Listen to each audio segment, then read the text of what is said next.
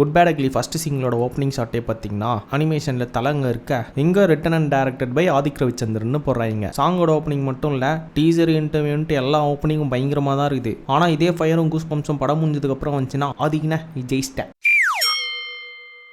அப்படியே opening lyrics, திரையரங்கம் செதறணும், இவன் பேர் முழங்க கலக்கட்டும், அங்க ஃபேன்ஸ் நெஞ்ச பொழுதுன்னு ஏகேன்னு காட்டுற மாதிரி ஒரு போஸ். என்ன கேட்டிங்கன்னா லிரிக்ஸ் பயங்கரமா ஃபயரா இருக்குது. ஆனா இந்த லிரிக்ஸ் படத்தோட கனெக்ட் ஆகிற மாதிரி இருந்ததுன்னா இன்னும் ஃபயர்ஃபுல்லா இருக்கும். ஓப்பனிங் லிரிக்ஸே திரையரங்கம்னு இருக்கு. ஸோ இந்த லிரிக்ஸ் தேட்டர்லாம் ஒர்க் அவுட் ஆகும். படத்தோட கனெக்ட் ஆகுமான்னு கேட்டிங்கன்னா அது இந்த படத்தில் வர சீனை பொறுத்து. ஒருவேளை ஏக்கு ஒரு பயங்கரமான கேங்ஸ்டர் அவரோட ஃபோட்டோ ஜெயிலில் இருக்கிற கைதிகளுக்கெல்லாம் பெரிய ஃபோட்டோவில் காட்டுற மாதிரி அப்போ திரையரங்கம் செதறணும்னு சொல்லியிருந்தா அப்படியே தேட்டர் மட்டும் இல்லை ஓடிடியில் வரும்போதும் ஃபயராக இருந்திருக்கும். அங்கே மட்டும் லாஜிக் பார்க்க மாட்டேன், இங்கே மட்டும் லாஜிக் பார்க்குறேன்னு கேட்டிங்கன்னா, அதாவது பீஸ்ட் படத்தில் திரை தீ பிடிக்கும் சொல்லும் போது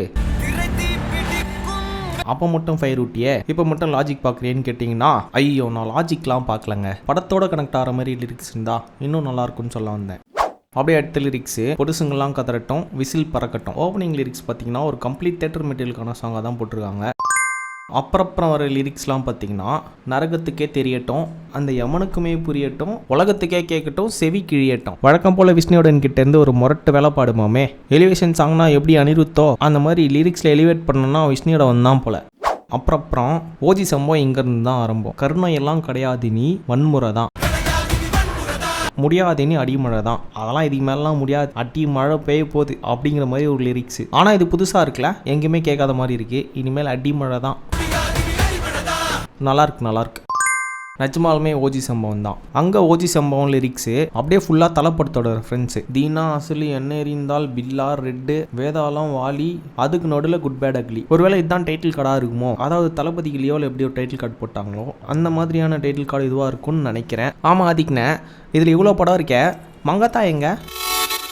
மங்காத்தா படம் எங்கண்ணே? லிரிக்ஸ் பார்த்தீங்கன்னா, முறைச்சவன் எல்லாம் சவப்பெட்டியை ரெடியாக்கி பத்திரமா வச்சுக்கணும், இல்லை எலும்பெல்லாம் அப்பளமா நொறுங்கிடுண்டா. இந்த லிரிக்ஸ் பார்க்கும்போது என்ன இருந்தால் இன்ட்ரோடக்ஷன் பாட்டிலேருந்து வர ஒரு ரெஃபரன்ஸ் மாதிரி இருக்கு எனக்கு.